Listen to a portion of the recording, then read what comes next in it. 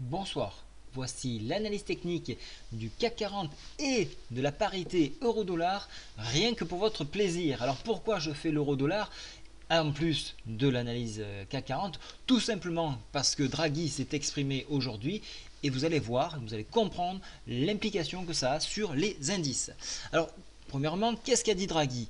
Draghi a dit croissance en régression, hein, que ce soit 2015, 2016, 2017, on aura des chiffres moins bons que prévu.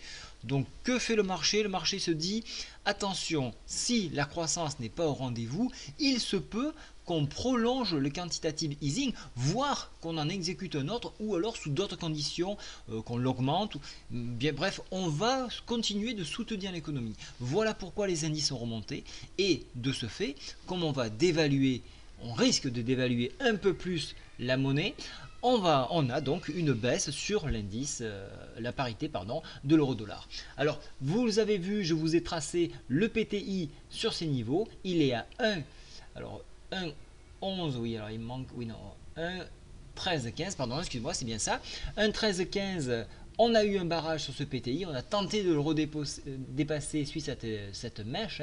Lorsqu'on franchit le PTI, on a tendance à avoir une fuite. Alors ça dépend dans quel sens on est, bien évidemment, mais si on ne le franchit pas, là c'est un échec et on repart au plus bas.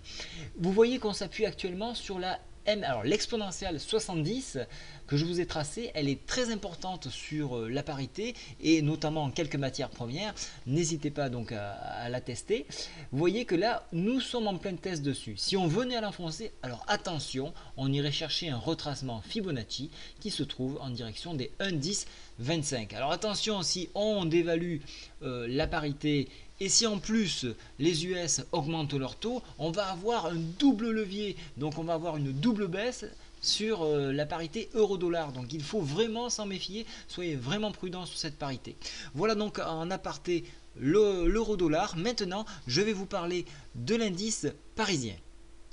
Donc l'indice parisien, comme vous voyez ici, il y a eu une très belle mèche. Alors, comme je vous le disais tout à l'heure, on est rassuré parce que le marché devrait être soutenu, donc contradictoire avec la situation économique. Donc le marché s'enflamme, il va chercher la médiane de la fourchette d'Andrews, échec à ce niveau-là, on replie, mais toutefois, on préserve la MM7. Voilà un petit peu ce qui s'est passé aujourd'hui. Alors ici, je vous l'avais dit hier, il y a un très gros support, 61,8% de retracement Fibo et la MM7, c'est un gros support. Donc s'il est préservé, on a des chances effectivement de revenir titiller cette médiane de fourchette d'Andrews qui se trouvera demain à 4683 points. Sur extension, on ira chercher les 50% de retracement Fibo à 4727.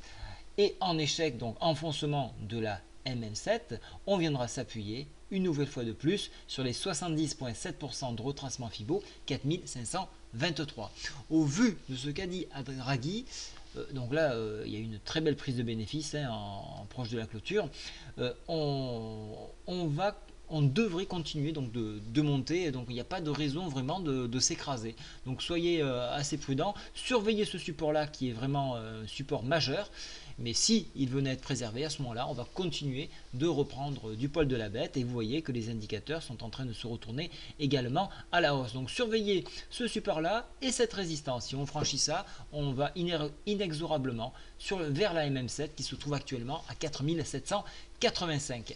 Voilà, je vous souhaite à tous une très bonne soirée et n'oubliez pas le LCB Tour. Au revoir.